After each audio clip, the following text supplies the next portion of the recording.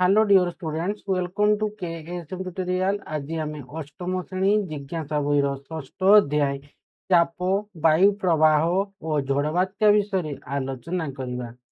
पिलामाने पूर्वर मु part 1 2 3 video 1 2 3 कर सारी एवं से वीडियो लिंक मु डिस्क्रिप्शन बॉक्स रे दे देइछि। पिलामाने वीडियो भल लागिवो लाइक टे करिवो एवं चैनल टी को सब्सक्राइब मध्य करदब एवं भिडियोटी को तुम सांग मानू शेयर करिवो। किछि यदि डाउट रहिबो कमेंट बॉक्स रे जणैबो। तो देखो आमे स्टार्ट करिबा 6.4 जो अछि उच्च वेग पवन वायुर चाप ह्रास करे। जो उच्च वेग पवन रो कोन करे वायुर चापटा को ह्रास करि पारे। तो देखो कार्य 6.6 रे देखो अछि, चलो देखिबा ना समान आकार दुईटी आमे बेलून नेबा। समान आकार उभय बेलून को फुंको एवं सेमानंकु सूता सहायरे बांध फुंकी की आमे कोन करिबा ना सूता सहायरे भांगिबा। आ समान आकार दुईटी बेलून नैतिबा, बुझियला। तो दुईटी बेलून को 6 रु 10 सेंटीमीटर चित्र 6.13 है कि रे व्यवधान छाड़ी 6.13 है कि 6.13 व्यवधान छाड़ी एक बाड़ी द्वारा टांग कही। तो दुईटी बेलून को आमे कौन करबा ना ये जो बाड़ीटा को आमे नेबा केते ना देखो चित्र 6.13 दुईटी बेलून मध्य फुंकिबा कही। फुंकी 6 रु 10 सेंटीमीटर व्यवधान छाड़ी एक 6 रु 10 सेंटीमीटर भितर व्यवधान छाड़ी तुम्हें दीटा बेलून को कौन करिवो ना बांधी फुलिकी तो बांधिच बेलून दुईटा को टांगी देबो है कि एटा हमर कोन से बाड़ीटा रहउछि हमर कोन बाड़ी। से बाड़ी रे केते गैप रखिबो ना हमर दीटा बेलून मध्य व्यवधानटा केते रहइबो हमर 6 टू 10 सेंटीमीटर व्यवधान रहइबो है कि से 6 नहीं पारो व्यवधान आ 7 नहीं पारो 8 नहीं पारो 9 नहीं पारो है कि 10 नहीं पारो। तो से 6 रु 10 सेंटीमीटर भीतर धर व्यवधान नेबो ये 6.5 नेबो 7 नेबो 7.5 नेबो। तो डिफरेंसटा सेतकी थिबा दरकार। तो से नहीं कि दुईटा बेलून को कौन करिवो ना सेतकी डिस्टेंस तुमे बांधी देबो। तापरे कहिजे देखो वर्तमान दुई बेलून मध्यस्थ संकीर्ण स्थान को फुंको द्वारा वायु प्रभाव कर। तापरे कौन करबा ना जे दुई बेलून मध्यस्थ जे संकीर्ण स्थान को ए जे थाका को फुंकबा आईटी हैला कि फुंकी करी कौन करबो ना बेलून सहित कौन होची ना तुम पर्यवेक्षण को ध्यान दियो आउ लेख। तो आम तो कौन कले व्यवधान को आम कौन कले छाड़ी एक बाड़ी द्वारा आम टांगी देले ताकू बेलून दुईटा को बांधिकी तापर आम कौन कले ना दुईटा बेलून मध्य जो संकीर्ण स्थान को आम फुंकी ताकू आम कौन कहबा ना वायु प्रभाव करवा। तो बेलून सहित कौन हम ना तुम पर्यवेक्षण को ध्यान दियो और लिखि रख। तापर कही देख वर्तमान जोर फुंको एवं अनुध्यान कर। तो देख जिते तुम्हें दुईटी बेलून मध्य फुंकुच बा फुंकुब तुम्हें देखिबो जे से माने परस्पर आड़ को गति करूछंती। तो फुंकिबो है कि बेलून मध्य तो से माने देखो परस्पर आड़ को कौन करबे गति करंती। एहार कारण जेतेबेले तुमे बेलून मध्य वायु को फुंकुच सेमानंक मध्य कम चाप क्षेत्र सृष्टि हुए। बेलून चारि पाखरे थिबा उच्च वायु चाप उभय बेलून को परस्पर आड़ को ठेली दिए है कि।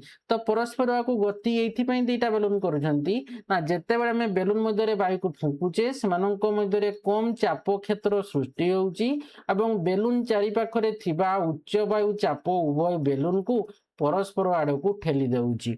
जदि दुईटी बेलून मध्य अधिक जोर फुंक तुम्हें देखिबो जे से माने परस्पर आड़ को अधिक वेगरे गति करंती। जेतेबेले आमे कोन करबा नॉर्मल दीटा बेलून मध्य आमे फुंकिबा तो से माने परस्पर आड़ को गति करंती। तो एठू आमे कोन जानिले ना जेतेबेले आमे फुंकुचे दीटा बेलून मध्य थिबा जो संकीर्ण स्थान को हैला कि तो सेतेबेले से गुटे कम चाप क्षेत्र सृष्टि होउची हैला कि। तो बेलून चारि पकरे जो उच्च चापटा वायु चापटा उभय बेलून को कोन करूची परस्पर आड़ को ठेलुची। फल दुईटी बेलून मध्य कोन होउची ना से दुईटा बेलून परस्पर को कोन करूछंती ना पाख को पळे आछंती। जदि दुईटी बेलून मध्य अधिक जोर आमे फुंकिबा हेले कौन हेबो ना से माने परस्पर आड़ को अधिक वेगरे से माने गति करिवे हैला कि। तो एही कार्य रु तुमे कोन अनुमान करि पारिबो ना आमे अनुमान करू जे उच्च गति पवन एक निम्न वायु चाप को सृष्टि करता है। तो बांधि देलो बांधि सारा पर कौन समान आकार बेलून निच तो जब फुंकिबो तो धीरे फुंकले कौन हेबो ए माने कौन करबे ନା ପରସ୍ପର ଆଡ଼କୁ ଗତି କରିବେ ହେଲା କି। ତ କମ୍ ଚାପ ସୃଷ୍ଟି ହେବ। ଯେତେବେଳେ ତୁମେ ଏଠି ଜୋରରେ ଫୁଙ୍କିବ ତ ଏ ବେଲୁନ୍ ଗୁଡ଼ାକ କ'ଣ କରିବେ ନା ପରସ୍ପର ଆଡ଼କୁ ମାନେ ଅତି ବେଗରେ ସେମାନଙ୍କୁ ଗତି କରିବେ। ତ ଏଠୁ ତୁମେ କ'ଣ ଜାଣିଲ, ଯେତେବେଳେ ଆମେ ଉଚ୍ଚ ବାୟୁ ଚାପ ଦେଉଛେ ଦିଟା ମାନେ ବେଲୁନ୍ ମଧ୍ୟରେ କ'ଣ ହେଉଛି ନା ସେମାନେ ତାଙ୍କର ବେଗଟା କ'ଣ ହେଉଛି ବେଶୀ ଜୋରରେ ହେଉଛି, ତାମାନେ ସେମାନେ ବେଶୀ ଚାପ କ୍ଷେତ୍ର ସୃଷ୍ଟି କରୁଛନ୍ତି। ବୁଝିଗଲା। ତ ଏଠୁ ଆମେ କ'ଣ ଜାଣିଲେ ନା ଯେ ଉଚ୍ଚ ଗତି ପବନ ଏକ ନିମ୍ନ ବାୟୁ ଚାପକୁ ସୃଷ୍ଟି କରୁଥାଏ ହେଲା କି। ତେଣୁ ଆମେ ବେଶୀ ଜୋରରେ ଯେତେବେଳେ ଫୁଙ୍କ ଲଗାଉଛେ ସେ ପରସ୍ପର ଆଡ଼କୁ ଅଧିକ ବେଗରେ ଗତି କରୁଛନ୍ତି। ଯେତେବେଳେ ଆମେ କମ୍ ଫୁଙ୍କ ଲଗାଉଛେ, ଟିକେ କମ୍ ଫୁଙ୍କ ଲଗାଉଛେ ବା କମ୍ ଫୁଙ୍କୁଛେ ତ ଦିଟା ବେଲୁନ୍ କ'ଣ ହେଉଛି ନା ପରସ୍ପର ଆଡ଼କୁ ତ ଗତି କରୁଛନ୍ତି, ଧୀରେ ଧୀରେ ଗତି କରୁଛନ୍ତି, ଅର୍ଥାତ୍ ସେମାନେ ଚାପ କ୍ଷେତ୍ରଟା କ'ଣ ହେଉଛି କମ୍ ହେଉଛି ହେଲା କି। କିନ୍ତୁ ସେମାନେ ପରସ୍ପର ଆଡ଼କୁ ଆସୁଛନ୍ତି, କିନ୍ତୁ ମାନେ ଏତେ ଜୋରରେ ଆସୁନାହାନ୍ତି, ଯେହେତୁ ସେମାନଙ୍କର ଚାପ କ୍ଷେତ୍ରଟା କମ୍ ସୃଷ୍ଟି ହେଉଛି, ଫଳରେ ସେମାନଙ୍କର ଉଚ୍ଚ ବାୟୁ ଚାପଟା ଉଭୟ ବେଲୁନ୍ ଆଡ଼କୁ ପରସ୍ପରକୁ ଠେଲୁଛି, କିନ୍ତୁ ଚାପଟା କ୍ଷେତ୍ରଟା ତାଙ୍କର କମ୍ ସୃଷ୍ଟି ହେଉଛି। ଆଉ ଯେତେବେଳେ ଆମେ ଦିଟା ବେଲୁନ୍ ଭିତରେ ଆମେ ଅଧିକ ଜୋରରେ ଫୁଙ୍କିବା ତେବେ ସେମାନେ ପରସ୍ପର ଆଡ଼କୁ ଅଧିକ ବେଗରେ ଗତି କରନ୍ତି। ଫଳରେ ଆମେ ଏଠୁ ଜାଣିଲେ କ'ଣ ନା ଉଚ୍ଚ ଗତି ପବନ ଏକ ନିମ୍ନ ବାୟୁ ଚାପ ସୃଷ୍ଟି କରିଥାଏ। ଦେଖ ଏଠି କହିଛି ନା ଯେତେବେଳେ ଘର ଉପରେ ଖୁବ୍ ଜୋର ପବନ ପ୍ରବାହିତ ହୁଏ ସେତେବେଳେ ଘର ଉପରେ ଏକ ନିମ୍ନ ଚାପ କ୍ଷେତ୍ର ସୃଷ୍ଟି ହୋଇଥାଏ। ତ ଦେଖ ଯେତେବେଳେ ଘର ଉପରେ ଖୁବ୍ ଜୋରରେ ପବନଟା ପ୍ରବାହିତ ହେଉଛି ବହୁଛି ହେଲା କି, ସେତେବେଳେ ଘର ଉପରେ ଏକ ନିମ୍ନ ଚାପ କ୍ଷେତ୍ର ସୃଷ୍ଟି ହୋଇଥାଏ। କାରଣ ଜୋର ପବନ ବହୁଥିବା ଅଞ୍ଚଳରେ ବାୟୁ ଚାପ ହ୍ରାସ ପାଇଥାଏ। ଯେଉଁ ଜାଗାରେ ପବନଟା ଜୋରରେ ବହୁଛି ସେ ଜାଗାରେ ବାୟୁ ଚାପଟା କ'ଣ ହେଉଛି ହ୍ରାସ ପାଉଛି। ତେଣୁ ଘର ଛାତ ଉପରେ ଥିବା ବାୟୁଚାପ ଘର ତଳେ ଥିବା ବାୟୁଚାପରୁ କମ୍ ଅଟେ। ତେଣୁ এই যে ଘରର ଛାତ ଉପରେ ଥିବା ବାୟୁ ଚାପଟା ଘରର ତଳେ ଥିବା ଯେ ବାୟୁ ଚାପରୁ ସିଏ କମ୍ ଅଟେ। ପାଇଁ ନା ତା ଉପରେ ସିଏ କ'ଣ ହେଉଛି ନା ଜୋରରେ ପବନ ପ୍ରଭାବିତ ହେଉଛି। ଫଳରେ ସେ ଘର ଚାପ ଉପରେ ଏକ ନିମ୍ନ ଚାପ କ୍ଷେତ୍ର ସୃଷ୍ଟି ହେଉଛି। ଯେତେବେଳେ ପବନଟା ଜୋର ବହୁଥିବା ଅଞ୍ଚଳରେ ବାୟୁ ଚାପଟା ମଧ୍ୟ ହ୍ରାସ ପାଉଛି। ତେଣୁ ଘରର ଛାତ ଉପରେ ଯେତିକି ବାୟୁ ଚାପ ଅଛି ଘରର ତଳେ ଥିବା ବାୟୁ ଚାପରୁ ସିଏ କମ୍ ଅଛି ହେଲା କି। ଯଦି ଚାପ ପାର୍ଥକ୍ୟ ଅଧିକ ହୁଏ ଏବଂ ଛାତ ଗୁଡ଼ିକ ଦୁର୍ବଳ ସେତେବେଳେ 6.14 କ ଦେଖାଯାଇଥିବା ପରି ପବନରେ ଛାତ ଉଡ଼ିବ। ଯଦି ଚାପଟା ଅଧିକ ହେଇଯିବ ଅର୍ଥାତ୍ ଏଇ ଯେଉଁ ଉପରେ ଥିବା ଚାପଠୁ ଘର ଚାପଟା କମ୍ ଆମର ବେଶୀ ହେବ, ଇଏ କ'ଣ ହେବ ଏଇ ଘର ଛାତ ଉପରେ ଥିବା ବାୟୁ ଚାପଟା ଘରେ ତଳେ ଥିବା ବାୟୁ ଚାପ ଯେତେବେଳେ ବେଶୀ ହେଇଯିବ ଇଏ କ'ଣ ହେବ ଏଇ ଯେଉଁ ଛାତ ଗୁଡ଼ିକ ଦୁର୍ବଳ ହେଇଯିବ। ସେତେବେଳେ ଏଇ ଯେଉଁ କରେ ଦେଖାଯାଉଛି ଛାତଟା ଉଡ଼ିଯିବ, ମାନେ ଏଠି ଆଜବେଷ୍ଟର ଗୁଡ଼ାକ ଦେଇଛି କ'ଣ ଉଡ଼ିଯିବ। ବୁଝିଗଲା। ଯଦି ଚାପ ପାର୍ଥକ୍ୟ ଅଧିକ ହୁଏ ଏବଂ ଛାତ ଗୁଡ଼ାକ ଦୁର୍ବଳ ଅର୍ଥାତ୍ ଆଜବେଷ୍ଟର ଦୁର୍ବଳ ସେତେବେଳେ କ'ଣ ହେବ ନା ପବନରେ ସେ ଛାତ ଗୁଡ଼ାକ ଉଡ଼ିଯିବ। ସେଥିପାଇଁ ଖୁବ୍ ଜୋର ପବନ ବହିବା ସମୟରେ ଘର ଏବଂ ଝରକାର କବାଟ ଖୋଲା ରଖିବା ଉଚିତ। ଯେତେବେଳେ ପବନଟା ଜୋରରେ ବହୁଛି ତୁମେ ଘରର ଝରକା କିମ୍ବା କବାଟ ଖୋଲା ରଖିବା ଅନୁଚିତ। ବୁଝିଲା। ଯଦି ଖୋଲା ରଖିଦେବ ସେ ପବନଟା ସେଇ ଝରକା କବାଟ ଦେଇକି ପଶିକି କ'ଣ କରିବ ନା ସେ ପବନଟା ସେ ଯେଉଁ ତୁମର ଛାତ ଆଜବେଷ୍ଟର ଯେଉଁ ଛାତ ଗୁଡ଼ାକ ଅଛି ସବୁଗୁଡ଼ିକ ସେ ଉଡ଼େଇ ନେଇଯିବ, ଆଜବେଷ୍ଟର ଗୁଡ଼ାକ ସବୁ ଉଡ଼େଇ ନେଇଯିବ। ତ ଯେତେବେଳେ ସେହି ସମାନ ପବନ ଛାତ ଉପରେ ଏବଂ ଘର ଗୁଡ଼ିକ ମଧ୍ୟରେ ଗତି କରେ ସେତେବେଳେ ଘର ଭିତର ଓ ଛାତ ଉପରେ ଚାପ ପାର୍ଥକ୍ୟ ହ୍ରାସ ହୁଏ। ତ ଯେତେବେଳେ ସେଇ ସମାନ ପବନଟା କ'ଣ ହେଉଛି ନା ପବନ ଛାତ ଉପରେ ଏବଂ ଘର ଗୁଡ଼ିକ ମଧ୍ୟରେ ଗତି କରୁଛି ସେତେବେଳେ ଘର ଭିତର ଓ ଛାତ ଉପରେ ଚାପ ପାର୍ଥକ୍ୟଟା କ'ଣ ହୁଏ ହ୍ରାସ ପାଏ। ଯେମିତି 6.14 କ ଦେଖାଯାଇଥିବା ପରି ଏହା ଛାତ ଉଡ଼ିଯିବାରେ ବାଧା ଦିଏ ଅର୍ଥାତ୍ ରୋକିବାରେ ସାହାଯ୍ୟ କରେ। ତ ଦେଖଟା ଅକ୍ଷତ ଘର ଏଠି କ'ଣ ହେଉଛି ଏଠି ଦେଖ ଆମର କ'ଣ ହେଉଛି ନା ଏଠି ସେ ଉଡ଼େଇ ନେଇ ପାରୁନି। ତ ସେଥିପାଇଁ ଆମେ ଆଣିଲେ କ'ଣ ଯେତେବେଳେ ଚାପ ପାର୍ଥକ୍ୟ ଅଧିକ ଏବଂ ଛାତ ଗୁଡ଼ିକ ଦୁର୍ବଳ ସେତେବେଳେ ଆମର ପବନ ଛାତଟା ଉଡ଼ି ଯାଉଛି। ସେଥିପାଇଁ ଖୁବ୍ ଜୋରରେ ପବନ ବହିବା ସମୟରେ ଘର ଏବଂ ଝରକାର କବାଟ ଖୋଲା ରଖିବା ଅନୁଚିତ। ଯେତେବେଳେ ସେହି ସମାନ ପବନ ଛାତ ଉପରେ ଏବଂ ଘର ଗୁଡ଼ିକ ମଧ୍ୟରେ ଗତି କରେ ସେତେବେଳେ ଘର ଭିତର ଓ ଛାତ ଉପରେ ଚାପ ପାର୍ଥକ୍ୟ ହ୍ରାସ ପାଏ ହେଲା କି। ଏବଂ ଦେଖାଯାଉଥିବା ପରି ଛାତ ଉଡ଼ିଯିବାରେ ବାଧା ଦିଏ ଅର୍ଥାତ୍ ରୋକିବାରେ। ଦେଖ ଏଇଟା ଉଡ଼ୁଛି କି ଉଡ଼ୁନି, ଏ ଅକ୍ଷତ ଘର ଏଠି ପବନ ପଶି ପାରୁନି ହେଲା କି। ଫଳରେ କ'ଣ ହେବ ଏଠି ସେ ଯଦି ଏଠି ତୁମେ କ'ଣ କରିବ ଏଠି ଯେମିତି ଦେଖ କବାଟଟା ଖୋଲା ଯଦି ଝରକା ବି ଖୋଲି ରଖିଥିବ ହେଲେ ପବନଟା ବାହାରିଯିବ। ଯଦି ଝରକା ତୁମେ ଏଠି ବନ୍ଦ ରଖିଥିବ ଗୋଟାଏ ଖୋଲି ରଖିଥିବ ହେଲେ ପବନ ପଶିଗଲେ ସେ ତାକୁ ଉଠେଇ ନେଇଯିବ। ଏଟା ଏ କ୍ଷେତ୍ର ଦେଖ ଏଠି କ'ଣ କରିଛି ଏଠି କବାଟ ତେଣୁ ତୁମେ କ'ଣ କରିବ ନା ଯେତେବେଳେ ଖୁବ୍ ଜୋରରେ ପବନ ବହୁଛି ଘର ଏବଂ ଝରକାର କବାଟ ଖୋଲା ରଖିବା ଅନୁଚିତ। ତ ଦେଖ ତୁମେ ନିଶ୍ଚୟ ଅନୁଭବ କରିବ ଯେ ଝଡ଼ ସମୟରେ ଉଚ୍ଚଗତି ପବନ ପ୍ରବାହିତ ହେବା ସହିତ ବେଳେବେଳେ ବିଜୁଳି ମାରିଥାଏ ଓ ଘଡ଼ଘଡ଼ି ବା ବଜ୍ରପାତ ହୋଇଥାଏ। ତ ତୁମେ ଅନୁଭବ କ'ଣ କରୁଛ ଯେତେବେଳେ ଝଡ଼ ହେଉଛି ସମୟରେ ଉଚ୍ଚଗତି ପବନ ପ୍ରବାହିତ ହେବା ସହିତ ବିଜୁଳି ବି ମାରୁଛି କି ନାହିଁ? ବିଜୁଳି ମାରୁଛି ଏବଂ ଘଡ଼ଘଡ଼ି ବା ବଜ୍ରପାତ ମଧ୍ୟ ହୋଇଥାଏ। ତ ଏଠୁ ଏବେ ଆମେ ଜାଣିବା ଝଡ଼ କ'ଣ, ବଜ୍ରପାତ କ'ଣ ଏବଂ ବିଜୁଳି କ'ଣ। ତ ଦେଖ ଇଏ ସାଙ୍ଗେ ସାଙ୍ଗେ କହୁଛି ତୁମେ ବର୍ଷା ଋତୁରେ ଘଡ଼ଘଡ଼ି ବା ବଜ୍ରପାତର ଶବ୍ଦ ଶୁଣିଛ ଏବଂ ବିଜୁଳି ଦେଖିଛ କି କହୁଛି। ସେତେବେଳେ ଇଏ କହିଲା ହଁ ମୁଁ ବଜ୍ରପାତ ଶବ୍ଦ ବହୁତ ଭୟଙ୍କର, ସାଧାରଣତଃ ଏହି ସମୟରେ ପ୍ରବଳ ବର୍ଷା ହୁଏ। ତ ଦେଖ ଯେତେବେଳେ ସ୍ଥଳଭାଗରୁ ଉଷ୍ଣ ଏବଂ ଆର୍ଦ୍ର ବାୟୁ ହାଲୁକା ହୋଇ ଉପରକୁ ଉଠେ ଏହା ଏକ ନିମ୍ନଚାପ କ୍ଷେତ୍ର ସୃଷ୍ଟି କରେ। ଯେତେବେଳେ କ'ଣ ହେଉଛି ନା ସ୍ଥଳଭାଗରୁ ଉଷ୍ଣ ଏବଂ ଆର୍ଦ୍ର ବାୟୁଟା କ'ଣ ହେଉଛି ନା ହାଲୁକା ହୋଇ ଯେତେବେଳେ ସେ ଉପରକୁ ଉଠିଯାଏ ସେ ଗୋଟେ ନିମ୍ନଚାପ କ୍ଷେତ୍ର ସୃଷ୍ଟି କରିଥାଏ। ତ ଆଖପାଖର ଉଚ୍ଚଚାପ କ୍ଷେତ୍ରରୁ ଶୀତଳ ବାୟୁ ଏହାର ସ୍ଥାନ ନେବାକୁ ପ୍ରବାହିତ ହୁଏ। ଏହି ବାୟୁ ସମୟକ୍ରମେ ପୁଣି ଗରମ ହୋଇ ଉଠେ। ଏହା ପବନ ପ୍ରବାହର ଏକ ନିରନ୍ତର ପ୍ରକ୍ରିୟାରେ ପରିଣତ ହୁଏ। ଉପରକୁ ଉଠୁଥିବା ବାୟୁ ବିସ୍ତାର ଲାଭ କରେ, ଏହା ଘନୀଭୂତ ହୋଇ ଥଣ୍ଡା ହୋଇଯାଏ। ତ ଦେଖ ପ୍ରବାହିତ ହେଇସାରିଲା ତାପରେ ସେ ବାୟୁଟା ସମୟକ୍ରମେ ପୁଣି ଗରମ ହୋଇ ଉଠେ। ତ ଏହା ପବନର ପ୍ରଭାବର ଏକ ନିରନ୍ତର ପ୍ରକ୍ରିୟାରେ ପରିଣତ ହୁଏ। ତ ଉପରକୁ ଉଠୁଥିବା ବାୟୁଟା କ'ଣ ହେବ ଧୀରେ ଧୀରେ ବିସ୍ତାର ଲାଭ କରିବ, ତାପରେ ସିଏ କ'ଣ ହେବ ଘନୀଭୂତ ହୋଇକରି ଥଣ୍ଡା ହୋଇଯିବ ଏବଂ ଏଥିରେ ଥିବା ଜଳୀୟ ବାଷ୍ପ ଶୀତଳୀକୃତ ହୋଇ ଜଳବିନ୍ଦୁରେ ପରିଣତ ହୁଏ ଏବଂ ମେଘ ସୃଷ୍ଟି କରେ। ତ ଜଳବୁନ୍ଦା ମିଶି ବଡ଼ ଠୋପା ଆକାରରେ ହେଲା କି ବର୍ଷା, କୁଆପଥର କିମ୍ବା ବରଫ ପରି ଭୂମିରେ ପଡ଼େ। ବର୍ଷା ସହିତ ଆସିଥିବା ପ୍ରବଳ ପବନକୁ ଝଡ଼ ବୋଲି କୁହାଯାଏ। ତ ଏଠୁ ତୁମେ ଜାଣିଲ କ'ଣ ଝଡ଼ କ'ଣ ନା ଦେଖ ଯେ ବର୍ଷା ସହିତ ଆସିଥିବା ପ୍ରବଳ ପବନକୁ ଆମେ ଝଡ଼ ବା ଷ୍ଟ୍ରମ ବୋଲି ଆମେ କହୁଛେ ବା ବାତ୍ୟା ବୋଲି ମଧ୍ୟ ଆମେ ତାକୁ କହୁଛେ।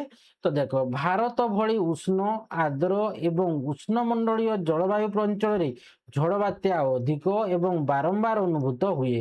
ତ ନିର୍ଦ୍ଦିଷ୍ଟ ପରିସ୍ଥିତିରେ ଉଷ୍ଣ ବାୟୁ ଅଧିକ ଅଞ୍ଚଳକୁ ଉଠି ପରିବ୍ୟାପ୍ତ ହେଲା ବେଳେ ତାପମାତ୍ରା ହ୍ରାସ ଯୋଗୁଁ ଜଳବୁନ୍ଦା ଗୁଡ଼ିକୁ ବରଫ କଣିକାରେ ପରିଣତ କରେ। ତ ଦେଖ ଏଇ ଯୋଉ ଭାରତ ଭଳି ଯୋଉ ଉଷ୍ଣ, ଆର୍ଦ୍ର ଏବଂ ଉଷ୍ଣମଣ୍ଡଳୀୟ ଜଳବାୟୁ ଅଞ୍ଚଳରେ ଝଡ଼ ବାତ୍ୟାଟା କ'ଣ ଅଧିକ ହୋଇଥାଏ ଏବଂ ବାରମ୍ବାର ଏଗୁଡ଼ାକ ଅନୁଭୂତ ହୋଇଥାଏ। କି ପାଇଁ ନା ଏ ଭାରତ ଭଳି ଯେଉଁ ଉଷ୍ଣ ବା ଆର୍ଦ୍ର ଏବଂ ଉଷ୍ଣମଣ୍ଡଳୀୟ ଜଳବାୟୁରେ এই ঝড় বাতাসটা ଅଧିକ ଏବଂ ବାରମ୍ବାର ହୋଇଥାଏ। ନିର୍ଦ୍ଦିଷ୍ଟ ପରିସ୍ଥିତିରେ ଜଳ ଉଷ୍ଣ ବାୟୁ ଅଧିକ ଉଚ୍ଚକୁ ଉଠି ପରିବ୍ୟାପ୍ତ ହେଲା ବେଳେ ତାପମାତ୍ରା ହ୍ରାସ ଯୋଗୁଁ ଜଳବୁନ୍ଦା ଗୁଡ଼ିକୁ ବରଫ କଣିକାରେ ପରିଣତ ହୁଏ। ଦେଖ ଏଠି ଚିତ୍ର ଦେଇଛି, ଦେଖ ପ୍ରବଳ ପବନ ଉପରକୁ ଏବଂ ତଳକୁ ଯାଉଛି, ଉଠୁଛି ପୁଣି ଆଉଥରେ ତଳକୁ ଆସୁଛି। ତ ଉପର ଏବଂ ତଳକୁ ପ୍ରବାହିତ ପ୍ରବଳ ପବନ এই ଯୋଉ 6.5 ଦେଇଛି ଯୋଗୁଁ ଜଳବୁନ୍ଦା ଏବଂ ବରଫ ମଧ୍ୟରେ ଘର୍ଷଣ ହେବା ଫଳରେ ବିପରୀତ ଚାର୍ଜ ସୃଷ୍ଟି ହୁଏ। ତ ଏ ପବନଟା କ'ଣ ହେଉଛି ଉପର ତଳ ହେଇକି ପ୍ରବାହିତ ହେଉଛି। ପ୍ରବାହିତ ହେବା ଫଳକୁ କ'ଣ ହେଉଛି ନା ଜଳବୁନ୍ଦା ଏବଂ ବରଫ ମଧ୍ୟରେ ଘର୍ଷଣ ହେଉଛି।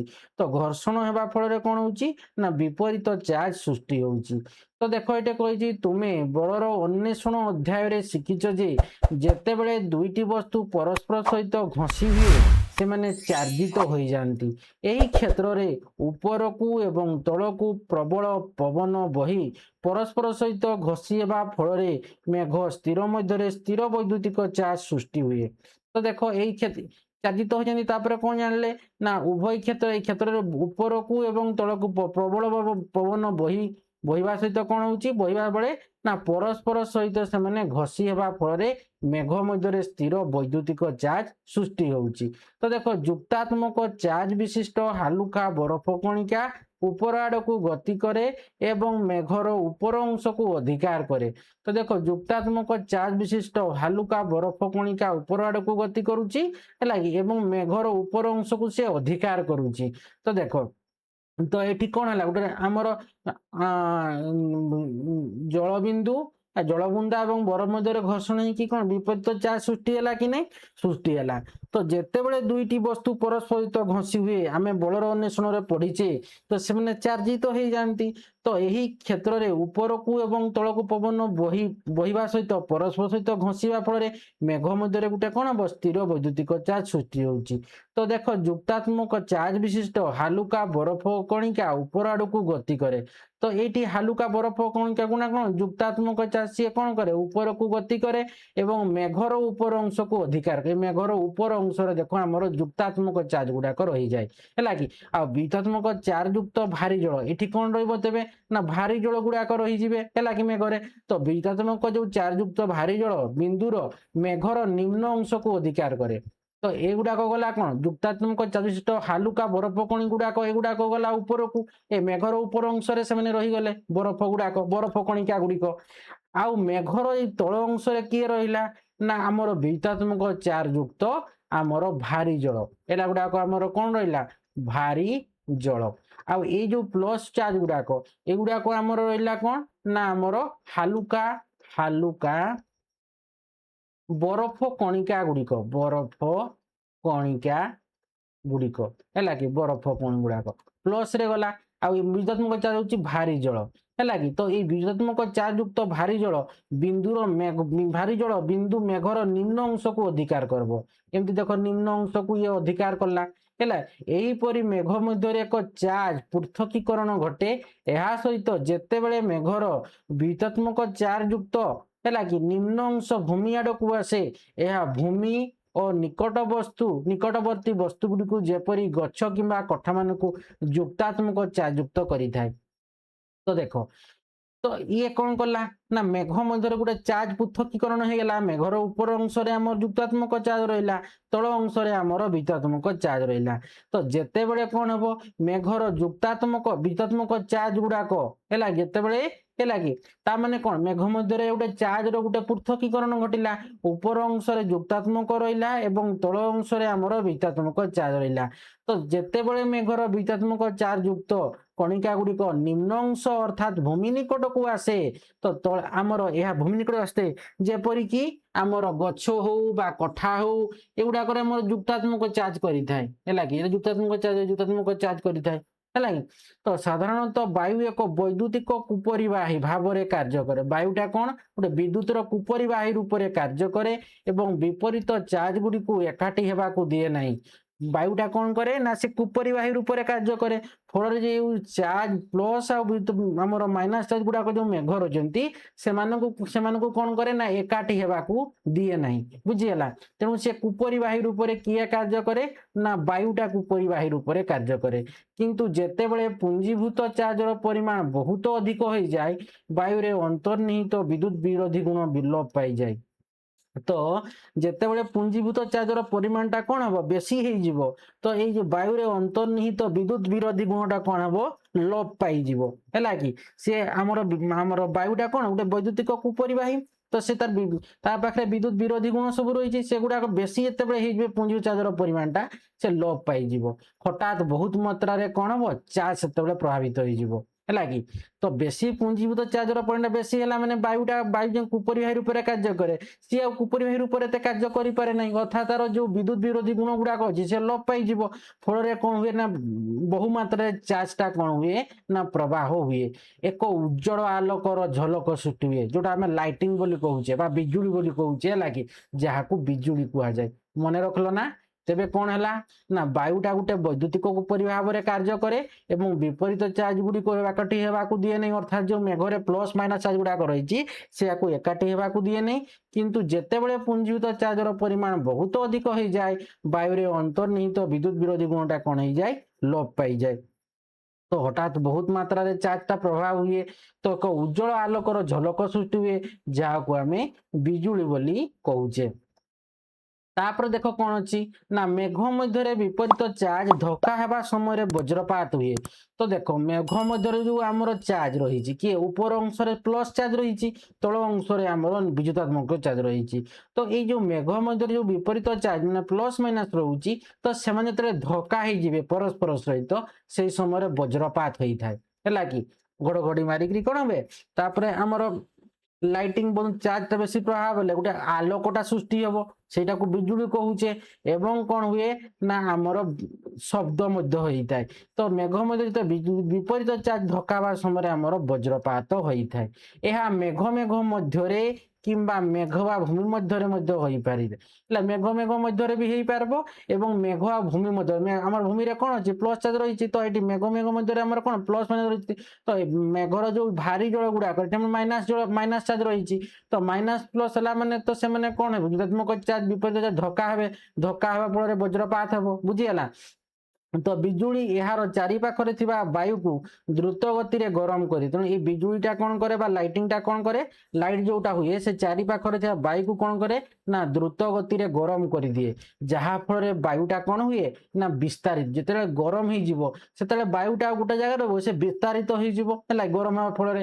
ତ ବିସ୍ତାରିତ ହୁଏ ଏବଂ ଏକ ଉଚ୍ଚ ଶବ୍ଦ ମଧ୍ୟ ସୃଷ୍ଟି କରେ, ଯାହାକୁ ଆମେ ଘଡ଼ଘଡ଼ି ବୋଲି କହୁଛେ ହେଲା କି। ଘଡ଼ଘଡ଼ି ବୋଲି ତାକୁ ଆମେ ପରିଚିତ କରୁ। ତ ବିଜୁଳି ଏବଂ ଘଡ଼ଘଡ଼ି ସହିତ ଏକ ଝଡ଼କୁ ଆମେ ବଜ୍ର ବିଦ୍ୟୁତ୍ ଝଡ଼ ବୋଲି କହୁଛେ। ବିଜୁଳି ହେବ ଏବଂ ଘଡ଼ଘଡ଼ି ହେବ, ତା ସହିତ ଗୋଟେ ଝଡ଼କୁ ଆମେ କ'ଣ କରିବା, ବିଜୁଳି ଆଉ ଘଡ଼ଘଡ଼ି ସହିତ ଏକ ଝଡ଼କୁ ଆମେ ବଜ୍ର ବିଦ୍ୟୁତ୍ ଝଡ଼ ବା ଯେଟାକୁ ଆମେ ଇଂଲିଶରେ କହୁଛେ କ'ଣ ନା ଥଣ୍ଡର ଷ୍ଟର୍ମ ବୋଲି କହୁଛେ ହେଲା କି। ବହୁତ ଜୋର ଲାଇଟିଂ ହେବ, ବହୁତ ଜୋର ଆବାଜ ହେବ, ତାପରେ କ'ଣ ହେବ ସେଇଟାକୁ ଆମେ କହିବା ବଜ୍ର ବିଦ୍ୟୁତ୍ ଝଡ଼ ବା ଥଣ୍ଡର ଷ୍ଟର୍ମ ବୋଲି ଆମେ କହିବା। ତ ଦେଖ ଆଉ ଉପାଦେୟ ଆଗକୁ କହିଛି, ଦେଖ ଭାରତର ବିଭିନ୍ନ ଅଞ୍ଚଳରେ କେତେବେଳେ ବିଚ୍ଛିନ୍ନ ଭାବରେ ଏବଂ ସ୍ଥାନୀୟ ଭାବରେ ବଜ୍ରପାତ ବିଜୁଳି ସହ ଝଡ଼ ବର୍ଷା ହୋଇପାରେ। ଏହି ବଜ୍ରପାତ ଗୁଡ଼ିକ ପଶ୍ଚିମବଙ୍ଗ, ବିହାର, ଓଡ଼ିଶା ଏବଂ ଝାଡ଼ଖଣ୍ଡରେ କାଳବୈଶାଖୀ ଏବଂ ଆସାମରେ ବରଡୈସିଲା ହେଲା କି ବରଡୈସିଲା ଭଳି ବିଭିନ୍ନ ନାମରେ। ଆସାମରେ ସେ ଯୋଉ ଆମର ଯୋଉ ବଜ୍ରପାତ ଗୁଡ଼ାକୁ ବା ଆମର ଯୋଉ କାଳବୈଶାଖୀ, ଆମର ଝାଡ଼ଖଣ୍ଡରେ କାଳବୈଶାଖୀ କହୁଛେ ଏବଂ ଓଡ଼ିଶାରେ ବି ମଧ୍ୟ କାଳବୈଶାଖୀ କହୁଛେ, ବିହାରରେ ମଧ୍ୟ କାଳବୈଶାଖୀ, ପଶ୍ଚିମବଙ୍ଗରେ ବି ଅଛି। ତ ସେଟା କ'ଣ ନା ଆମର ବିଜୁଳି ସବୁ ଯେତେବେଳେ ଝଡ଼ ବର୍ଷା ହଉଛି ହଠାତ୍ ହେବ କାଳବୈଶାଖୀ ହେଇଗଲା, ମାନେ ହଠାତ୍ ଖରା ହଉଥିବ, ହଠାତ୍ କ'ଣ ହବ ନା ମେଘ ଆସିକିରି ପବନ ବହୁତ ଜୋରରେ କ'ଣ ହବ ବିଜୁଳି ମାରିବ, ଝଡ଼ ହେବ, ବର୍ଷା ହେବ, ଲାଇଟିଂ ହେବ, ବୁଝିହେଲା। ତ ସେଇଟାକୁ ଆମେ କାଳବୈଶାଖୀ କହୁଛେ, କିନ୍ତୁ ଆସାମରେ ବରଡୈସିଲା ବୋଲି ତାକୁ ଆମେ କହୁଛନ୍ତି ହେଲା କି। ବରଡୈସିଲା ଭାବରେ ବିଭିନ୍ନ ନାମରେ ଜଣାଶୁଣା। ଏଗୁଡ଼ିକ ମୌସୁମୀ ଆସିବା ପୂର୍ବରୁ ଘଟିଥାଏ। ତେଣୁ ମୌସୁମୀଟା ଆସିବା ପୂର୍ବରୁ ସବୁ ଘଟିଥାଏ, ଯାହାଦ୍ୱାରା ଖରିଫ ଫସଲ ବଢ଼ିବାରେ ସାହାଯ୍ୟ କରେ। କେରଳ, କର୍ଣ୍ଣାଟକ ଏବଂ ତାମିଲନାଡୁରେ ଏଗୁଡ଼ିକ ଆମ୍ବ ବର୍ଷା ଭାବରେ ଜଣାଯାଏ। ତେଣୁ କେରଳ ହେଉ କିମ୍ବା କର୍ଣ୍ଣାଟକ ହଉ ବା ତାମିଲନାଡୁରେ ଏମିତି ଯୋଉ ବର୍ଷାଟା କାଳବୈଶାଖୀ ବର୍ଷା ଗୁଡ଼ାକୁ ସେମାନେ ଆମ୍ବ ବର୍ଷା ମଧ୍ୟ ବା ତାକୁ ଇଂଲିଶରେ କହୁଛେ ମ୍ୟାଙ୍ଗୋ ସାୱାର ବୋଲି ତାକୁ କହିଥାନ୍ତି ବା ଜଣାଯାଏ। କାରଣ ଏଗୁଡ଼ାକ ଆମ୍ବ ପାଚିବାରେ ସାହାଯ୍ୟ କରେ। କର୍ଣ୍ଣାଟକରେ ସ୍ଥାନୀୟ ବଜ୍ରପାତ ସହ ବର୍ଷା କଫି ଗଛର ମଧ୍ୟ ବୃଦ୍ଧିରେ ସାହାଯ୍ୟ କରିଥାଏ। ତାପରେ ଦେଖ ଅଛି କ'ଣ ନା ବିଜୁଳି ବଜ୍ରପାତ ବିପଦପୂର୍ଣ୍ଣ ହୋଇପାରେ, ଏହା ନିଆଁ ଲଗାଇପାରେ, ନିଆଁ ମଧ୍ୟ ଲଗାଇଦେବ। ଦେଖିବ ଯୋଉ ଜାଗାରେ ଗଛରେ ଯଦି ତୁମର ବଜ୍ରପାତ ହେଇଥିବ ବା ବିଜୁଳି ମାରିଥିବ ତ ସେଠି କ'ଣ ହବ, ସେଠି ନିଆଁ ଲାଗିଯାଏ। ସେ କଞ୍ଚା ଗଛରେ ବି ହେଲେ ମାନେ ଜିଅନ୍ତା ଗଛରେ ବି ହେଲେ ବି ସେ କ'ଣ ହୁଏ ଜଳିଯାଏ ସେ ଗଛଟା। ତ କୋଠା ଘରକୁ ମଧ୍ୟ ସେ କ୍ଷତି ପହଞ୍ଚିଥାଏ ହେଲା କି। ଏବଂ ମଣିଷ ଏବଂ ପଶୁମାନଙ୍କର ମଧ୍ୟ ଗୁରୁତର ଦାହଜନିତ କ୍ଷତି କିମ୍ବା ମୃତ୍ୟୁର ମଧ୍ୟ କାରଣ ହୋଇପାରେ ତାର ହେଲା କି। ଆମକୁ ଆବଶ୍ୟକୀୟ ସତର୍କତା ଅବଲମ୍ବନ କରିବାକୁ ପଡ଼ିବ ଏବଂ ବଜ୍ରପାତରୁ ନିଜକୁ ସୁରକ୍ଷା ବା ରକ୍ଷା କରିବାକୁ ପଡ଼ିବ। ବଜ୍ରପାତ ସମୟରେ ଉଚ୍ଚ ବସ୍ତୁ ଠାରୁ ଦୂରେଇ ରୁହ। ଉଚ୍ଚ ଜାଗାକୁ କେତେବେଳେ ବଜ୍ରପାତ ସମୟରେ ଯିବ ନାହିଁ, ଉଚ୍ଚ ବସ୍ତୁ ଠାରୁ ହେଲା କି। ଗଛ ପାଖରେ ଟୋଟାଲି ରହିବ ନାହିଁ, ସେ କାରଣ ଉଚ୍ଚ ଗଛଟା ତା ତଳେ ରହିବ ନାହିଁ। ଏକ ନିମ୍ନ ଖୋଲା ଅଞ୍ଚଳ କ୍ଷୟ, ଛାତି ଆଡ଼କୁ ଆଣ୍ଠୁ ଭାଙ୍ଗି ନଇଁ ପଡ଼। ଭୂମି ସହିତ ସମ୍ପର୍କ କମ କର, ସିଧା ଶୋଇପଡ଼ ନାହିଁ, ଏମିତି ବସିବ, ଯେମିତି ବସିଛି ସେମିତି ବସିବା ପାଇଁ ସେ କହୁଛି ହେଲା କି। ଯେତେବେଳେ ଧର ବଜାଇବା ସମୟରେ ତୁମେ କେତେବେଳେ ଗଛ ପାଖକୁ ଯିବ ନାହିଁ କିମ୍ବା ଉଚ୍ଚ ଜାଗାକୁ ଯିବ ନାହିଁ, ଉଚ୍ଚ ବସ୍ତୁ ହେଲା କି। ଘରେ ରହିଲେ କିଛି ନାହିଁ, କିନ୍ତୁ ଉଚ୍ଚ ଜାଗା ଯୋଉଗୁଡ଼ାକ ଥିବ ପାହାଡ଼ିଆ ଅଞ୍ଚଳକୁ, ପାହାଡ଼ ଯୋଉ ଜାଗା ଥିବ ସେଗୁଡ଼ାକୁ ଯିବ ନାହିଁ। କ'ଣ କରିବ ନା ଗୋଟେ ଥିବ ନିମ୍ନ ଖୋଲା ଅଞ୍ଚଳ ହେଲା, ଖୋଜ ଏବଂ ଛାତି ଆଡ଼କୁ କ'ଣ କରିବ ଆଣ୍ଠୁ ଭାଙ୍ଗିକି ନଇଁ ପଡ଼, ଯେମିତି ଇଏ ନଇଁ ପଡ଼ିଛି। ଭୂମି ସହିତ ସମ୍ପର୍କ କମ କର, ସିଧା ଶୋଇପଡ଼ିବ ନାହିଁ। ଧାତୁ ରଡ୍ ବା ଛତା ବ୍ୟବହାର କରିବ ଦୂର। କିଛି ଛତାର ସେ ବେଣ୍ଟଟାକୁ ଆମର ସେ ଲୁହା ବେଣ୍ଟଟାକୁ ଧରି ଧାତୁ ରଡ୍ ଧରିବ ନାହିଁ ବା ଛତା ବ୍ୟବହାର କରିବାକୁ ଦୂରେଇ ରୁହ। ଯଦି ତୁମେ ପାଣିରେ ଅଛ ସେଥିରୁ ବାହାରି ଯାଅ, ତୁମେ ପାଣିରେ ଯଦି ଅଛ ସେଥିରୁ ମଧ୍ୟ ବାହାରି ଯିବ। ଯଦି ତୁମେ ବସ୍ କିମ୍ବା କାର୍ ଭିତରେ ଅଛ ତେବେ ତୁମେ ତୁଳନାତ୍ମକ ଭାବରେ ସୁରକ୍ଷିତ। ଯଦି ତୁମେ ବସ୍ରେ ଥିବ किंबा कार भीतर अछ तुम जानबो कोन तुम सुरक्षित अछ से गुडा करे मारी पाबो नै हैला कि से भूमि टू ऊपर अछंती एवं सेटे कोन हमर जो चक गुडा को लागिची से गुडा को सब कुपरिवाही रबर लागिची तेणु से गुडा करे कोन हबो ना हमर वज्रपात हेबो नै बा घड़घड़ी हेबो नै बुझियला तो वज्रपात समय निरापद रहिबा किपरि एई भलिया बसी पड़बो बुझियला कि नै नुएकी आंटू भांगिकी आंटू भांगी नई पड़िकी है कि एवं छाती आड़ को आंटू भांगिकी तुम्हें बसी पड़ो शोब ना सही सीधा जब शही पड़ो हेल्ले भूमि सहित जिते तुम चेष्टा कर स्पर्श हम एत जमी बस सेमती बसवाक चेष्टा कर तापर देख कही केबे शुणिछ कि बिजुड़ी परिवाही होउची एक धातव दंड जहाँ कठा गुड़िक निर्माण समय कांथ सहित स्थापित होता है तो देख बिजुड़ी परिवाहीटा हूँ गोटे धातव दंड जहाँ कठा गुड़िकर निर्माण समय कांथ सहित स्थापित होता है दंडर गोटे प्रांत मुनिया होता है यही प्रांत को कठार सर्वोच्च बिंदु ठार उच्च रखा जाए है कि दंड जमी ये रखा देख एक बिजुड़ी परिवाही तार है कि दंडर अन्य प्रांत को भूमि रे गभीर भाव में पोति दि जाए दंडटी भूमि रे वैद्युतिक चार्ज स्थानांतर सहज प्रदान करे तेणु कौन कर ना यहाँ बिजुड़ी परिवाहीटा देख एमती देख पूरा मुनिया अच्छी तो सी कौन कर ना तुम्हें कठा गुड़िक जो निर्माण कर कांथ सहित स्थापित होता है एवं दंडर गोटे प्रांतटा मुनिया होता है यही प्रांत को कठार सर्वोच्च बिंदु ठार सबुठू उच्चरे ताकू रखिबो है कि तापर देखो आणिकी कौन कर गात कर दंडर अन्य प्रांत को कौन कर ना भूमि रे गभीर भाव में पोति दि जाए दंडटी भूमि रे वैद्युतिक चार्ज स्थानांतर सहज प्रदान करिथाए तापर देख 6.6 रे अछि कोन ना घूर्णी बात्या तो देख कही घूर्णी बात्या हूँ एक प्रबल झड़ जहाँ उष्ण समुद्र जल उपरे सृष्टि हुए समुद्र जल गरम होई एहा उपरे थिबा उष्ण एवं आर्द्रवायु उपर को उठिबा सहित जलीय बाष्प घनीभूत होई वर्षा बिंदु सृष्टि करे तो घूर्णी बात्याटा हूँ गोटे प्रबल झड़ है कि जहाँ कौन करे ना उष्ण समुद्र जल उपरे से सृष्टि होता है जेतेले समुद्र जलटा गरम होई एहा उपरे थिबा उष्ण एवं आर्द्रवायु ऊपर को उठिबा सहित जलीय बाष्पटा कौन हुए ना घनीभूत होकर वर्षा हमको वर्षा बिंदु सृष्टि करे तो देखो उच्च चाप रोचे गला तापर निम्न चाप है कि तो देखो आमे जानू जे बाष्पीभवन समय जल बाष्प परिणत होगापाई ताप नहीं थाए जेते बड़े यही जलीय बाष्प वर्षा बिंदु रे घनीभूत हुए ताहा पुनर्बार वायुमंडल को मुक्त हुए तो यह ऊर्ध्वगामी वायुर उष्णता वृद्धि करे जहाँ यह को अधिक ऊपर को नहीं जाए तो देखो जेते बड़े कौन होउची आम जाचे कौन जिते बाष्पीभवन होउची अर्थात जलटा जो बाष्प परिणत होउची बाष्प परिणत होगा कौन ताप दरकार है कि से सूर्य जो बेसी सूर्य जो आम सूर्य तापटा नहीं से जलटा कौन होउची बाष्प परिणत हो बाष्पीभवन कहूचे तो जेते बड़े ही जलीय बाष्पटा वर्षा बिंदु रे घनीभूत होई ता पुनरार वायुमंडल को मुक्त हुए है कि तो यह ऊर्ध्वगामी वायुर उष्णता वृद्धि करे जहाँ ऊपर को अधिक ऊपर को नहीं जाए एवं आहुरी निम्न चाप सृष्टि करे चतुर्पार्श्वस्थ वायु यही निम्न चाप अंचल को प्रवाहित हुए एवं यह अधिक ऊपर को उठा को आरंभ करे तो देखो ये 6.19 रे अछि उच्च चाप क्षेत्र निम्न चाप क्षेत्र को पवनटा प्रवाहित होता है सब पवनटा कौन रही उच्च चाप क्षेत्र निम्न चाप को प्रवाहित होता है तो देखो तापर कही पृथ्वीर घूर्णन जो गतिशील वायु घूर्णन करे पृथ्वीटा जेहेतु घूरुची है कि तो से जो आम गतिशील वायुटा कौन करे घूर्णन करे चित्र 6.19 रे घूरुची देख वायुटा है कि यही चक्र पुनरावृत्ति हुए फलस्वरूप एक अति निम्न चाप क्षेत्र सृष्टि हुए जार चारिपाखरे उच्च बेगर पवन घूरी थाए तो देख आमर पृथ्वीटा घूरुची घूर्णन होउची फल वायुटा आमर गतिशील होउची बा घूर्णन होउची तो यही चक्र कौन होता है पुनरावृत्ति घटुए तो गोटे फलस्वरूप एक अति निम्न चाप क्षेत्र सी सृष्टि करे आमर वायुटा घूरी बुले गोटे कौन करे चाप क्षेत्र सृष्टि करे तो तार चारिपाखरे कौन हुए ना उच्च बेगर पवनटा कौन होता है घूरी बुले है तापर कही देख मेघ पवन एवं वर्षार ही घूर्णनशील अवस्था को आम घूर्णी बात्या कहूचे तो घूर्णी बात्या क्या कहूचे ना मेघ पवन एवं वर्षार घूर्णनशील अवस्था को आम घूर्णी बात्या बोली कहूचे तापर देख कही ଘୂର୍ଣ୍ଣିବାତ୍ୟାରେ ସର୍ବନିମ୍ନ ଚାପର ଅଞ୍ଚଳ କେନ୍ଦ୍ରରେ ଥାଏ ଯାହାକୁ ବାତ୍ୟାର ଆଖି ବୋଲି କହୁଛେ। ତ ଦେଖ ତୁମେ ନ୍ୟୁଜ ଗୁଡାକରେ ଦେଖୁଥିବ ଖବର ପ୍ରସାରଣ ଯୋଉ ଆମର ଚ୍ୟାନେଲ ଗୁଡା ଟିଭି ଗୁଡାକରେ ହୁଏ, ତ ବାତ୍ୟାର ଆଖିଟା କୋଉଆଡେ ଏମିତି କହୁନଥାଏ। ତ ତାମାନେ କଣ ଯେ ବାତ୍ୟାର ଆଖିଟା ମାନେ ଏକ ଘୂର୍ଣ୍ଣିବାତ୍ୟାରେ ସର୍ବନିମ୍ନ ଚାପର ଅଞ୍ଚଳ କେନ୍ଦ୍ରରେ ଥାଏ, ତାହାକୁ ଆମେ ବାତ୍ୟାର ଆଖି ବୋଲି କହୁଛେ।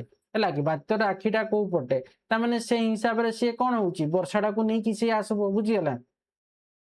ତ ଘୂର୍ଣ୍ଣିବାତ୍ୟାରେ ଆଖିର ପବନ ଶାନ୍ତ ଥାଏ। ଘୂର୍ଣ୍ଣିବାତ୍ୟାରେ କଣ ହଉଛି ଯୋଉ ଆଖିର ପବନ, ଏଇ ଦେଖ ବାତ୍ୟାର ଆଖି, ହେଲା କି ତାମାନେ ଦେଖ ଏଇଟା ଦେଖ ଏଇଟା ହେଲା ଘୁରି ବୁଲୁଛି, ତେଣୁ ଦେଖ ଘୂର୍ଣ୍ଣିବାତ୍ୟା ହଉଛି ତ ସିଏ କଣ ହବ ବାତ୍ୟାର ଆଖି। ତ ଘୂର୍ଣ୍ଣିବାତ୍ୟାରେ ସର୍ବନିମ୍ନ ଚାପର ଅଞ୍ଚଳରେ କେନ୍ଦ୍ରରେ ଥାଏ ଯାହାକୁ ଆମେ ବାତ୍ୟାର କେନ୍ଦ୍ରରେ ଥାଏ, ଏଇ କେନ୍ଦ୍ରଟା ବାତ୍ୟା ଘୁରୁଛି ତ ଏଇ କେନ୍ଦ୍ରଟା ହଉଛି କଣ ବାତ୍ୟାର ଆଖି। ତ ଦେଖ ଘୂର୍ଣ୍ଣିବାତ୍ୟାର ଆଖିରେ ପବନଟା କଣ ହଉଥାଏ, ଏଇ ଜାଗାରେ ଦେଖ ଆଖିରେ ପବନଟା କଣ ତ ଶାନ୍ତ ଥାଏ, ଆଉ ବାଦ ବାକି ଯୋଉ ଜାଗାରେ କେନ୍ଦ୍ର ଛାଡି ଅନ୍ୟ ଜାଗାରେ କଣ ହଉଥାଏ ପବନଟା ବହୁତ ଜୋରରେ କଣ ହଉଥାଏ ମାନେ ଘୁରୁଥାଏ, ହେଲା କି। ଘୂର୍ଣ୍ଣିବାତ୍ୟାରେ ଆଖିରେ ପବନ ଶାନ୍ତ ଥାଏ କିନ୍ତୁ ଆଖପାଖ ଅଞ୍ଚଳରେ ପ୍ରବଳ ପବନ ଓ ପ୍ରବଳ ବର୍ଷା ହେଇଥାଏ। ତାମାନେ ସେ ନେଇକିରି ଆସୁଥାଏ ଆଖିଟା, ହେଲା କେନ୍ଦ୍ରଟା ସେ ତାର ଚାରି ପାଖରେ କଣ ହଉଥାଏ ବହୁତ ଜୋରରେ ପବନ ବହୁଥାଏ ଏବଂ ବହୁତ ଜୋରରେ କଣ ହଉଥାଏ ବର୍ଷା ହଉଥାଏ।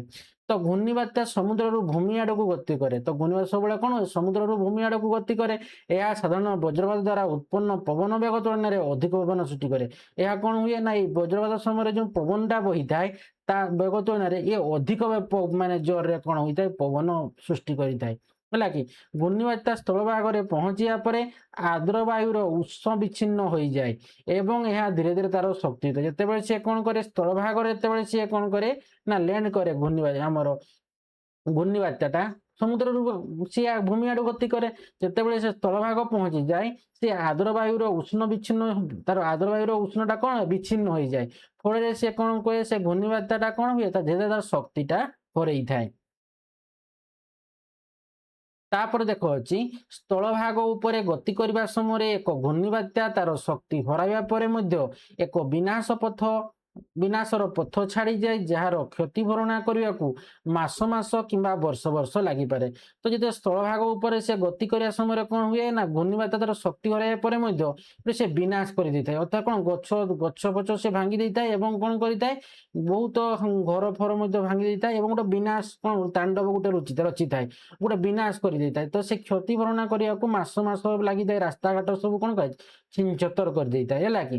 ତ ଘୂର୍ଣ୍ଣିବାତ୍ୟା ଅତ୍ୟନ୍ତ ବିନାଶକାରୀ ହୋଇପାରେ। ଉଦାହରଣ ସ୍ୱରୂପ 2020ରେ ଅମ୍ଫାନ ଘୂର୍ଣ୍ଣିବାତ୍ୟାର ସର୍ବାଧିକ ପବନ 270 କିଲୋମିଟର ପାର ଘଣ୍ଟା ଥିଲା। ଗୋଟେ ଘଣ୍ଟାରେ 270 କିଲୋମିଟର ବେଗରେ ପବନ ବହୁଥିଲା।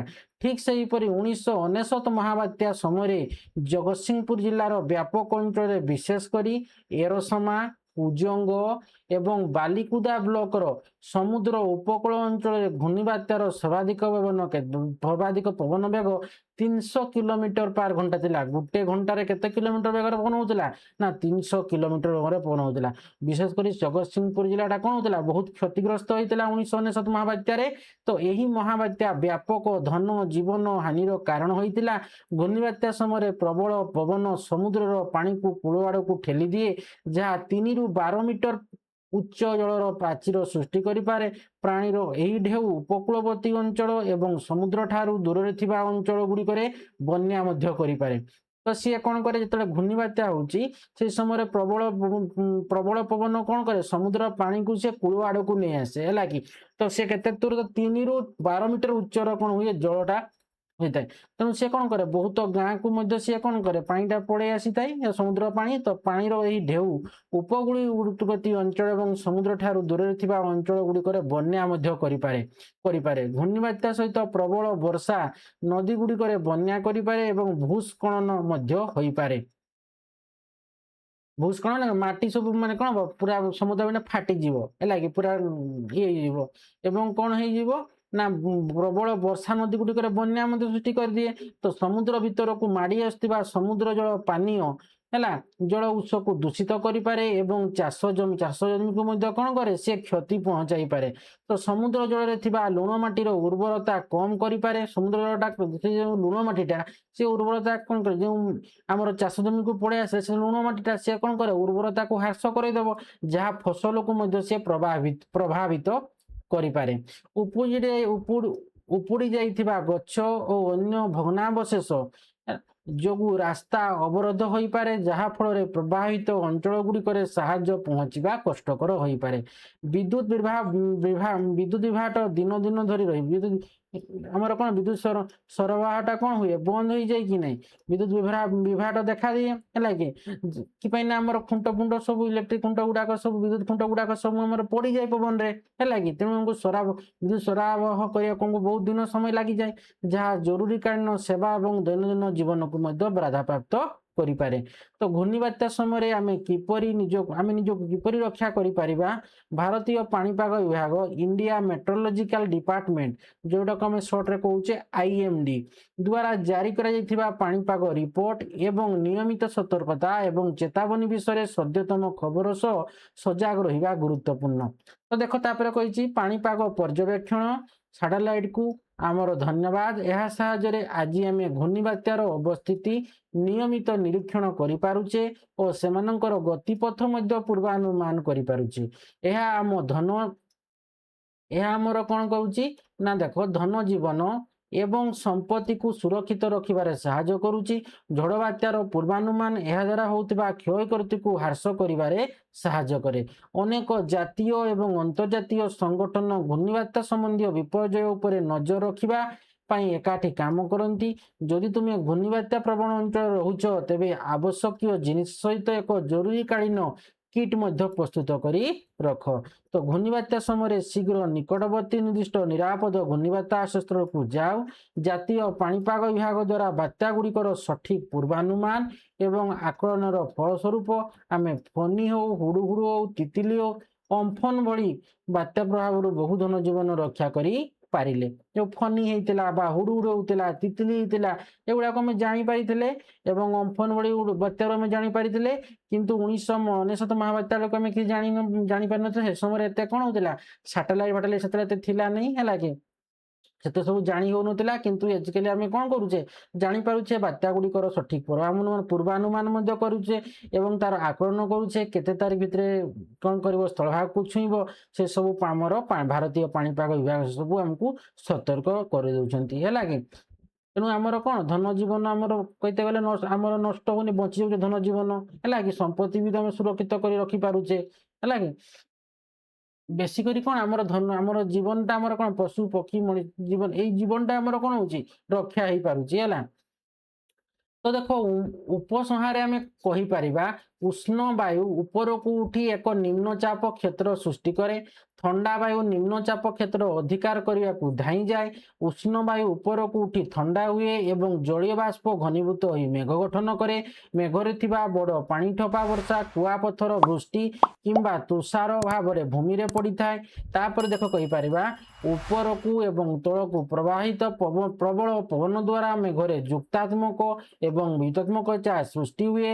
ଯେତେବେଳେ ଯୁକ୍ତାତ୍ମକ ଏବଂ ବିୟୁକ୍ତାତ୍ମକ ଚାର୍ଜ ମିଶିଥାଏ, ସେମାନେ ବିଜୁଳି ଏବଂ ବଜ୍ରପାତ ସୃଷ୍ଟି କରନ୍ତି। ଭୂମି ଓ ମେଘ ମଧ୍ୟରେ କିମ୍ବା ଗୋଟିଏ ମେଘ ଭିତରେ କିମ୍ବା ମେଘ ମଧ୍ୟରେ ବିଜୁଳି ଓ ବଜ୍ରପାତ ସୃଷ୍ଟି ହୋଇପାରେ। କିଛି ନିର୍ଦ୍ଦିଷ୍ଟ ପାଣିପାଗ ପରିସ୍ଥିତିରେ ଏକ ଝଡ଼ ଘୂର୍ଣ୍ଣିବାତ୍ୟାରେ ପରିଣତ ହୋଇପାରେ। ତ ଦେଖ ମୁଖ୍ୟ ବିନ୍ଦୁ କ'ଣ ଅଛି ନା ପ୍ରତି ଏକକ କ୍ଷେତ୍ରଫଳ ଉପରେ ପ୍ରଯୁକ୍ତ ବଳକୁ ଚାପ ଭାବରେ ପରିଭାଷିତ କରାଯାଏ। ଚାପର SI ୟୁନିଟ୍ ହେଉଛି ନ୍ୟୁଟନ ପାର ବର୍ଗ ମିଟର, ହେଲା କି, ଏବଂ ଏହାକୁ ପାସ୍କାଲ ମଧ୍ୟ କୁହାଯାଏ, ଯାହା PA ଦ୍ୱାରା ସୂଚିତ। ଏଟା ଆମେ ପଢ଼ିଥିଲେ। ଆଉ କ'ଣ ପଢ଼ିଲେ ନା ତରଳ ପଦାର୍ଥ ଏବଂ ଗ୍ୟାସ୍ ଏକ ପାତ୍ରର କାନ୍ଥ ଉପରେ ଚାପ ପ୍ରୟୋଗ କରନ୍ତି। ତାପରେ କ'ଣ ଜାଣିଲେ ନା ଆମ ଚାରିପାଖରେ ବାୟୁ ଦ୍ୱାରା ପ୍ରଯୁକ୍ତ ବଳକୁ ଆମେ ବାୟୁମଣ୍ଡଳୀୟ ଚାପ ବୋଲି କହୁଛେ। ବାୟୁ ଚାପରେ ପାର୍ଥକ୍ୟ ଯୋଗୁଁ ପବନ ବହିଥାଏ, ଏହା ବି ଜାଣିଲେ। ଆଉ କ'ଣ ଜାଣିଲେ ନା ଉଷ୍ଣ ବାୟୁ ଉପରକୁ ଉଠି ଏକ ନିମ୍ନଚାପ କ୍ଷେତ୍ର ସୃଷ୍ଟି କରେ। ଆଖପାଖର ଉଚ୍ଚ ଚାପ କ୍ଷେତ୍ରରୁ ଥଣ୍ଡା ବାୟୁ ଏହାର ସ୍ଥାନ ନେବାକୁ ଭିତରକୁ ଗତି କରେ। ଆଉ କ'ଣ ଜାଣିଲେ ନା ବଜ୍ରପାତର ସୃଷ୍ଟି ପାଇଁ ଗୁରୁତ୍ୱପୂର୍ଣ୍ଣ ଆବଶ୍ୟକତା ହେଉଛି ଆର୍ଦ୍ରତା ଏବଂ ପ୍ରବଳ ପବନ। ତାପରେ କ'ଣ ଜାଣିଲେ ନା ଉପରକୁ ଏବଂ ତଳକୁ ଯାଉଥିବା ପ୍ରବଳ ପବନ ଯୋଗୁଁ ପାଣିମୁନ୍ଦା ସହିତ ବରଫ କଣିକାର ଘର୍ଷଣ ସହଜ ହୋଇଥାଏ, ଯାହା ମେଘରେ ବୈଦ୍ୟୁତିକ ଚାର୍ଜ ସୃଷ୍ଟି କରିଥାଏ। ତାପରେ କ'ଣ ଜାଣିଲେ ନା ଗୋଟିଏ ମେଘ ଭିତରେ କିମ୍ବା ମେଘ ଓ ମେଘ ମଧ୍ୟରେ କିମ୍ବା ମେଘ ଓ ଭୂମି ମଧ୍ୟରେ ବୈଦ୍ୟୁତିକ ଚାର୍ଜର ଧକ୍କା ବା ସଂଘର୍ଷ କରି ବିଜୁଳି ସୃଷ୍ଟି କରେ। ମେଘ ଭିତରେ ମେଘ ଆଉ ମେଘ ମଧ୍ୟରେ ମାନେ ମେଘରେ କ'ଣ ଉପର ଭାଗରେ ଆମର ମାଇନସ୍ ହେଉଛି, ତଳ ଭାଗରେ ପ୍ଲସ୍ ଆମର ତଳ ଭାଗରେ ମାଇନସ୍ ହେଉଛି, ଉପର ଭାଗରେ ପ୍ଲସ୍ ରହୁଛି। ତେଣୁ ସେଠି ପ୍ଲସ୍ ମାଇନସ୍ ହେଇକିରି ବି ଆମର କ'ଣ ଚାର୍ଜ ସୃଷ୍ଟି ହେଉଛି, କିମ୍ବା ଆମର ଭୂମିରେ ପ୍ଲସ୍ ରହୁଛି, ମେଘର ତଳ ଭାଗରେ ଆମର ମାଇନସ୍ ରହୁଛି। ତ ଆମର କ'ଣ ହେଉଛି, ଯେତେବେଳେ ସେଗୁଡ଼ାକ ସଂଘର୍ଷ ଘଟୁଛି, ଯେମିତି ଚାର୍ଜ ସୃଷ୍ଟି ହେଉଛି କି ନାହିଁ, ତ ବିଜୁଳି ସୃଷ୍ଟି ହେଉଛି, ତାକୁ ଆମେ କହିବା ବଜ୍ରପାତ ଜୀବନ ଏବଂ ସମ୍ପତ୍ତିର କ୍ଷୟ। ବଜ୍ରପାତ କ'ଣ କରେ, ଜୀବନ ଏବଂ ସମ୍ପତ୍ତିର କ୍ଷୟ ବା ଧ୍ୱଂସ ଘଟାଇପାରେ। ତାପରେ କ'ଣ ଜାଣିଲେ ନା, କୋଠା ଗୁଡ଼ିକୁ ବିଜୁଳି ବଜ୍ରପାତର ପ୍ରଭାବରୁ ବିଜୁଳି ପରିବାହୀ ଗୁଡ଼ିକୁ ରକ୍ଷା କରନ୍ତି। କୋଠା ଗୁଡ଼ିକୁ କ'ଣ କରେ, କୋଠା ଗୁଡ଼ିକୁ ବିଜୁଳି ଓ ବଜ୍ରପାତର ପ୍ରଭାବରୁ ବିଜୁଳି ପରିବାହିକ ଗୁଡ଼ିକ ରକ୍ଷା କରନ୍ତି। ହେଲା, ଯୋଉଟା ଆମର ଘରର ସବା ଉପରେ ଯେମିତି ଦିଆ ହେଇଥାଏ, ଯୋଉଟା ଆମେ ଦେଖେଇଲେ ନାହିଁ, ଏଇଟା ଦେଖ, ଏଇଟା ବିଜୁଳି ପରିବାହୀଟା, ଏଇଟା ବିଜୁଳି ପରିବାହୀଟା ଦିଆ ହେଇଥାଏ। ହେଲା, ତ ରକ୍ଷା କରନ୍ତି। ତ କୋଠା ଗୁଡ଼ିକ ବିଜୁଳି ବଜ୍ରପାତର ପ୍ରଭାବରୁ ବିଜୁଳି ପରିବାହୀ ଗୁଡ଼ିକୁ ରକ୍ଷା କରନ୍ତି। ଆଉ କ'ଣ ଜାଣିଲେ ନା, ଭାରତୀୟ ପାଣିପାଗ ବିଭାଗ, ଯୋଉଟାକୁ ଆମେ କହୁଛେ IMD ସର୍ଟରେ, ହେଲା କି, ଭାରତରେ ଘୂର୍ଣ୍ଣିଝଡ଼ ଏବଂ ବଜ୍ରପାତ ସମୟରେ ବଜ୍ରପାତ ଉପରେ ନିରନ୍ତର ନଜର ରଖେ। ତ ଆଜି ଆମେ ବିଷୟଟା କମ୍ପ୍ଲିଟ୍ କରିଦେଲେ। ତ ନେକ୍ସଟ ଭିଡ଼ିଓରେ ଆମେ କ'ଣ କରିବା ନା, ଜିଜ୍ଞାସାକୁ ବଜାଇ ରଖିବା, ତୁମର ଏଟା କହିପାର, ଅଭ୍ୟାସ କହିପାର, ବା ଏଟା ଆମେ କହିବା କ'ଣ ପ୍ରଶ୍ନୋତ୍ତର। এই চ্যাপ্ଟର ଇଏ ହେଉଛି ପ୍ରଶ୍ନୋତ୍ତର। ସେ ବିଷୟରେ ଆମେ ନେକ୍ସଟ ଭିଡ଼ିଓରେ ଆଲୋଚନା କରିବା। ଆଶା କରୁଛି ପିଲାମାନେ ଭିଡ଼ିଓକୁ ଭଲ ଭାବେ ବୁଝିପାରିଥିବ। ଭିଡ଼ିଓକୁ ଲାଇକ୍, କମେଣ୍ଟ ଏବଂ ପ୍ରଚୁର ମାତ୍ରାରେ ସେୟାର କରିବ। ଯେଉଁମାନେ ପର୍ଯ୍ୟନ୍ତ ଚ୍ୟାନେଲଟିକୁ ସବସ୍କ୍ରାଇବ୍ କରିନ, ଅତିଶୀଘ୍ର ଚ୍ୟାନେଲଟିକୁ ସବସ୍କ୍ରାଇବ୍ କରିନେବ ଏବଂ ପାଖରେ ଥିବା ବେଲ୍ ଆଇକନଟିକୁ ଦବାଇ ଦେବ, ଯାହାଫଳରେ କି ମୁଁ ଭିଡ଼ିଓ ଛାଡ଼ୁଛି ତୁମ ପାଖକୁ ନୋଟିଫିକେସନ୍ ପଳାଇବ, ଫଳରେ ତୁମେ ଜାଣିପାରିବ। Thank you.